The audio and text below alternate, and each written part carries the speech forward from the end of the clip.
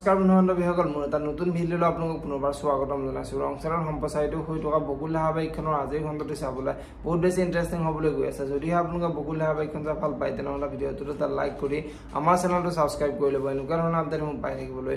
বকুল ধাৰাবাহিকখনৰ যোৱাদিখনত দেখিবলৈ পাইছিলে মন্দিৰাই নিজকে কিবা সাগৰৰ মাজত বন্দী হোৱা নাৱৰীয়াটো যেন লগা হৈছে। চাৰিওফালে পানী, কিন্তু সকলোবোৰ পানী লুণীয়া, খাবলৈ এটুকু পানী নাই বুলি মন্দিৰাই চিন্তা কৰিছিলে।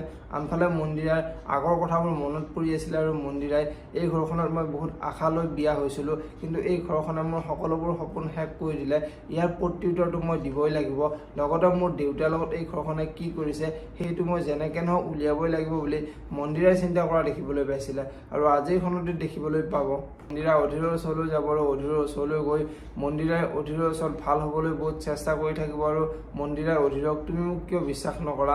মই এতিয়া আগৰ মন্দিৰাজনী হৈ থকা নাই, কেনেবাকৈ অধীৰক হাতত আনিব পাৰিলে মই সকলোবোৰ কথা উলিয়াব পাৰিম বুলি মন্দিৰাই চিন্তা কৰিব।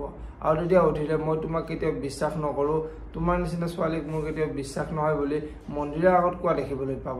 আনফালে আজিৰ খণ্ডটোত আদিয়ে গাৰ্গীক লগ ধৰিব আৰু গাৰ্গীক লগ ধৰি, তুমি অদিতিৰ ওচৰলৈ গৈ মোৰ গাৰ্লফ্ৰেণ্ড বুলি কৈ তুমি অদিতিক কিয় ইমান বেয়াকৈ কৈছা? তুমি এইবোৰ ক'বলৈ ক'ত সাহস পালা?